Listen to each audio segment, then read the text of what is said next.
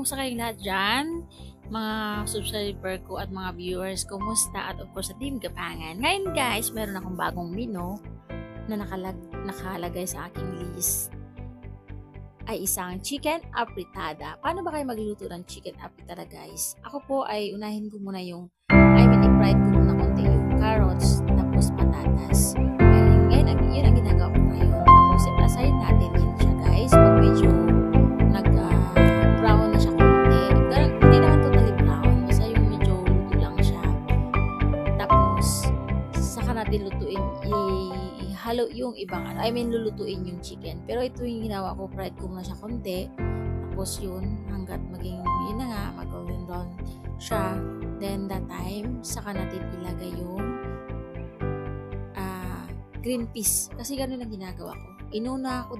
Dinunod ko din yung green peas. Kaya hintay lang natin siya yun. Tatanggalin ko na yan siya guys. Ilagay ko na siya sa isang lalagyan. Tapos, aside natin yan siya. Then, ilagay natin yung next ingredients natin. Of course, ang next ingredients ko ay ito si green peas. Pa-fried ko din siya konti. So, saglit lang yan guys. Siguro mga 1 minute lang or seconds lang siya. Yan. Mix ko lang siya. Ilagay ko lang sa gilid. Set aside again. Ilalagay ko sa gilid. And then, ayun na. Mag-start na tayong magluto sa ating chicken. Of course, meron tayong ginger. What is ginger? Para saan ba ang ginger guys? Sa akin is pangtanggal lang sa at pangdagdag aroma. And next, nilulod ko po ay ang onion. Ayan. Tapos, garlic. Pagsamahin ko na yan siya guys. Mix ko lang siya. Parehas lang naman yan para sa akin. Basta kanya-kanyang diskarte para maluto at may lasa. Yan ang importante. Ganun ang turo ko sa inyo. Pero hindi ako nag-shortcut guys ha. Ayan. Medyo nilagyan ko siya ng asin. Every time ako nagluluto guys, bago ko ilalagay yung main dish natin, lulutuin is naglalagay ako ng asin or magic syrup. Yun talaga yung natutunan ko in my own ideas. Bakit daw? Secret! Charot! Ayan guys, nilunod ko na ang ating main course ay ang chicken. Whole chicken lang yan guys, 1 kilo. It's more than 150 lang ang bili ko guys. Magnolia brand po siya. Yan, 1 kilo lang yan guys. Pinachop ko lang siya. Tapos yan. Yan ang gagawin nating apritada. Yan. Hinahalo ko lang siya talaga guys para yung aroma ng ating spices ay dumikit siya doon kay chicken at si ginger naman po para dumikit din kay chicken kasi pangdagdag yan ng aroma at pangtanggal ng langsa ni chicken. Ayan guys. Anuin lang natin siya. Haluin lang natin siya ng haluin. Pero nasa inyo naman yan guys. Kung pagod na kayo diskarte nyo rin yan guys. Ganon din ako guys. Diskarte ko rin to. Kaya huwag niyo akong pakialaman. Joke lang guys. Nasa inyo po yan guys. Mas ako ganon ako. Hinahalo ko talaga siya ng hinahalo para ay mabango siya at maano yung mga spices didikit sa chicken. Yan guys. Hintayin lang natin siya guys. Mag golden brown ng chicken. Then mayroon next natin yung ibang ingredients. Siya nga pala guys, ang mga ingredients dito is carrots, potato, green peas, bell pepper, tomato sauce, tomato paste, sugar, salt, black and pepper. Tapos, lagyan ko siya ng konting patis. Yun lang po yung aking ingredients ng chicken. And guys, dinagyan ko siya ng 2 glasses of water para medyo maano yung chicken natin, maluto siya. Siyempre, kailangan talagang maluto, hindi medyo, sorry. Kailangan lutuin natin si chicken.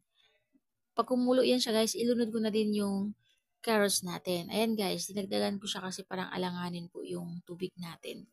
Nagiging, instead of 2 glass guys, dinagdagan ko siya ng half glass. So, naging 2.5 glass. Ngayon guys, ninunod ko po si tomato sauce, first batch. Pero konti lang yan guys. Parang inuna ko lang siya doon muna para at least mayroon ng lasa konti si chicken ni tomato sauce.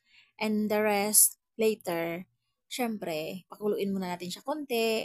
Halo natin siya with konting tomato sauce. Ano lang siya, 2 tablespoon ang nilagay ko na tomato sauce. Nilagay ko siya sa lalagyan, tapos pinuro ko siya dun kay chicken. Yan guys, kumulo na. So, ilunod na natin yung set aside natin kanina. Tulad ni carrots, potato, and si green peas. Sinabay ko na siya guys, pero yung iba kasi nakita ko is inuhuli nila si green peas. Pero as I said, kanya-kanyang diskarte tayo guys sa pagluluto. Ang importante, masarap, may lasa. Yun lang. Yun lang tayo, di ba? Ganun lang talaga tayong mga mahihilig magluto kahit medyo palpak-palpak. Charot! I love cooking. You know that already. So, I love it.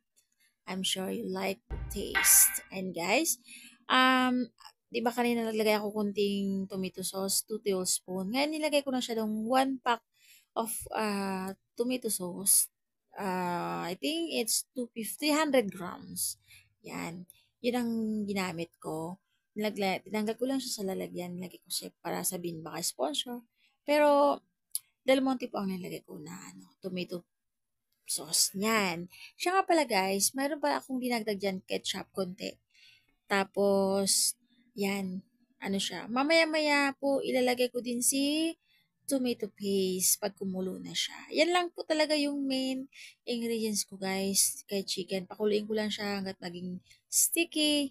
Tapos, ayan ang sinasabi ko, si tomato paste. Tinansya ko lang siya siguro mga 1 tablespoon or 1 1/2 tablespoon ang nilagay ko dyan ni tomato paste. Para sa ano ba si tomato paste? Siyempre pang dagdag din siya at pang palapot ni chicken. Ni sauce pala, sorry, nung sauce natin. Yun, hinalo ko lang siya. Yan na yung mga ingredients ko guys. Siyempre, yung salt and pepper, huwag kalimutan. Black pepper yan guys, na durog. And hintayin na lang natin siyang kumulo at maluto si carrots. And then, si potato. Yan ang last kong ingredients is bell pepper. Tapos, we will taste na po kung may lasa na siya or kulang, di dagdagan natin siya ng ibang ingredients. Ayun na. Luto na po yan siya guys. Thank you for watching and I love you. I hope you like my food.